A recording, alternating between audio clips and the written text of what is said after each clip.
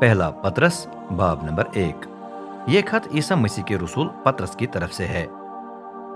मैं खुदा के चुने हुओं को लिख रहा हूँ, दुनिया के उन मेहमानों को जो पेंतस, गिलतिया, कब्दुकिया, आसिया और बिथुनिया के सोबों में बिखरे हुए हैं।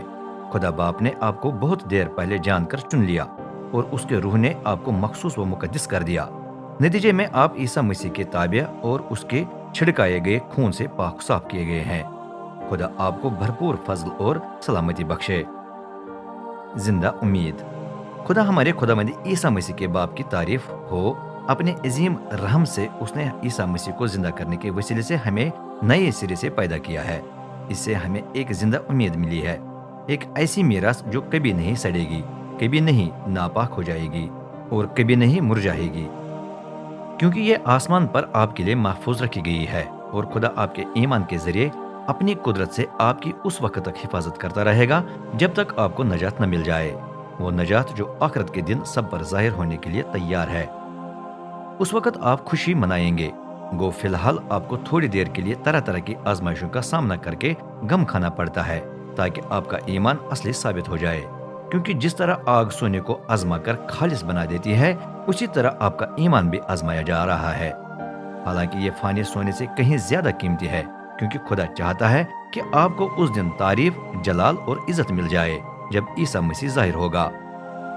उसी को आप प्यार करते हैं अगरचे आपने उसे देखा नहीं, और उसी पर आप ईमान रखते हैं, गो वो आपको इस वक्त नजर आता है।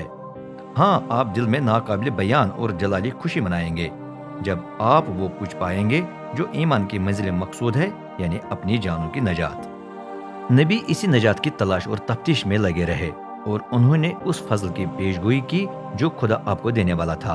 उन्होंने मालूम करने की कोशिश की कि मसीह का रूह जो उनमें था किस वक्त या किन हालात के बारे में बात कर रहा था जब उसने मसीह के दुख और बाद के जलाल की पेशगोई की। उन पर इतना जाहिर किया गया कि उनकी ये पेशगोइयां उनके अपने लिए नहीं थीं, बल्कि आपके लिए। और अब ये सब कुछ आपको उन्हीं के वसीले से पेश किया गया है, जिन्होंने आसमान से भेजे गए रूहुल कुदस के जरिए आपको खुदा की खुशखबरी सुनाई है। ये ऐसी बातें हैं जिन पर फरिश्ते भी नजर डालने के आरज़ूमंद हैं। मुकद्दस जिंदगी गुजारना। चनाचे ज़हनी तौर पर कमर बस्त हो जाएं, होशमंदी से अपनी पूरी उम्मीद उस फजल पर रखें जो आपको ईसा मसीह के ज़ुहूर पर बख्शा जाएगा। आप खुदा के ताबिया फरमान फर्जंद हैं, इसलिए उन बुरी ख्वाहिशत को अपनी जिंदगी में जगह न दें जो आप जाहिल होते वक्त रखते थे, वरना वो आपकी जिंदगी को अपने सांचे में डाल लेंगे। इसके बजाय खुदा की मानद बने जिसने आपको बुलाया है। जिस तरह वो कुद्दूस है, उसी तरह आप भी हर वक्त मुकद्दस जिंदगी गुजारें, क्योंकि कलाम मुकद्दस में लिखा है, अपने आप को मखसूस व मुकद्दस रखो क्योंकि मैं मुकद्दस हूँ।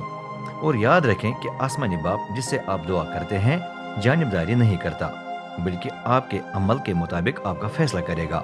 चनाचे जब तक आप इस दुनिया के मेहमान रहेंगे, खुदा के खौफ में जिंदगी गुजारें, क्योंकि आप खुद जानते हैं कि आपको बाप दादा के बेमानी जिंदगी से छुड़ाने के लिए क्या फिदिया दिया गया। ये सोने या चांदी जैसी फानी चीज नहीं थी, बल्कि मसीह का कीमती खून था। उसी को बेनकुस और बेदाग लेले की हैसियत से हमारे लिए कुर्बान किया गया। उसे दुनिया की तख्लीक से बेशतर चुना गया, लेकिन इन आखिरी दिनों में आपकी खातिर जाहिर किया गया। और उसके वसीले से आप खुदा पर ईमान रखते हैं, जिसने उसे मुर्दों में से जिंदा करके इज्जत व जलाल दिया, ताकि आपका ईमान और उम्मीद खुदा पर हो। सच्चाई के ताबिया हो जाने से आपको मखसूस व मुकद्दस कर दिया गया और आपके दिलों में भाइयों के लिए बेरिया मोहब्बत डाली गई है। चनाचे अब एक दूसरे को खुलूस दिली और लगन से प्यार करते रहें, क्योंकि आपकी नए सिरे से पैदाइश हुई है और ये किसी फानी बीज का फल नहीं है, बल्कि खुदा के लाफानी, जिंदा और कायम रहने वाले कलाम का फल है। यूं कलाम मुकद्दस फरमाता है, तमाम इंसान घास ही हैं, उनकी तमाम शान और शक्कत जंगली फूल की मानंद है। घास तो मुरझा जाती है और फूल गिर जाता है, लेकिन रब का कलाम अब तक कायम रहता है। मज़कूरा कलाम खुदा की खुशखबरी है जो आपको सुनाई गई है।